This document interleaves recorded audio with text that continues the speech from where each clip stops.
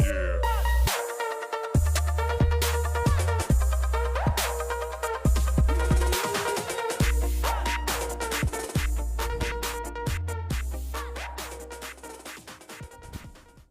Hey guys, in this video we are talking about Akira. Akira is a Japanese animated sci-fi action movie released in 1988, written and directed by Kazuhiro Otomo.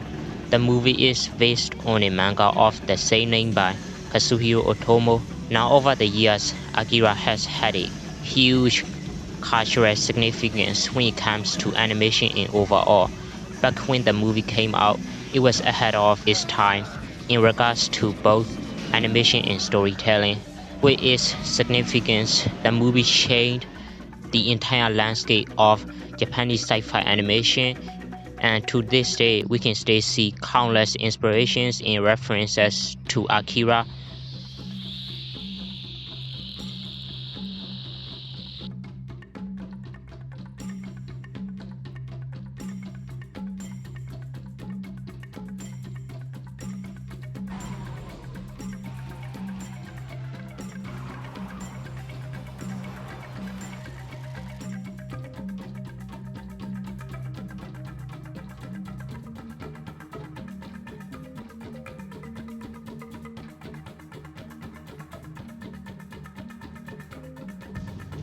Now I watched this movie a few years back prior to watching it again for the second time.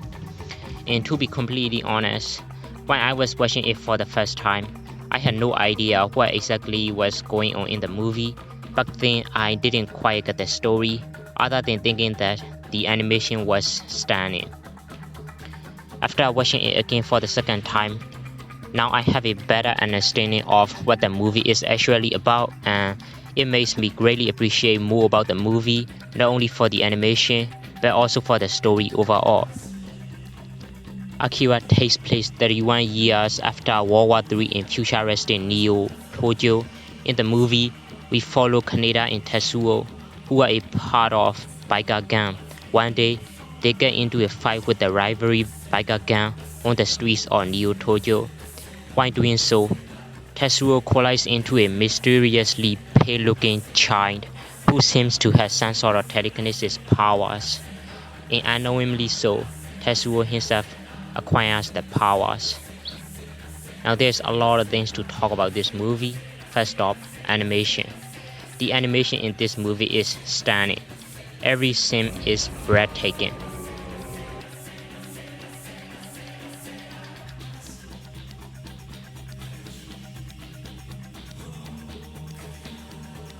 You could feel how much work and effort went into the animation. With that, we also see the gorgeously animated cityscape of Neo Tokyo and its futuristic settings. I think for the sake of animation alone, you should check out the movie. Now when it comes to overall plot, I would say that it is somewhat complex. Political conflicts, military experiments, and sci-fi elements are all put into the movie, and it can be overwhelming at times. For starters, it's hard to take in everything upon first viewing, so I suggest you should at least watch it a few times or just simply check out breakdown videos of the movie on YouTube before going into it. Now one of the things I like about this movie is how they deal with Tetsuo's story. In the movie, we see once Tetsuo acquires the powers, he becomes corrupted. He begins to use his powers for his personal feelings, and it perfectly showcases what would happen if such powers were to fall into the hands of a wrong person. Now there is also multiple soundtracks throughout the movie, and the one that got me the most is from the opening sequence called Kaneda, which represents the character of Kaneda.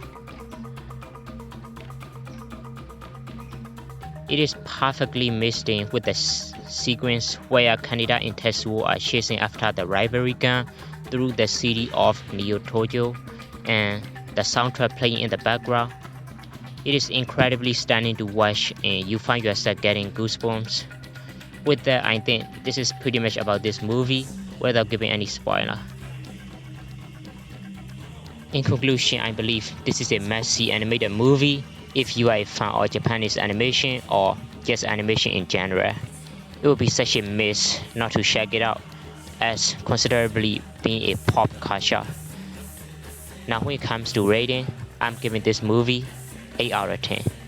With that, as always, that's all for this video.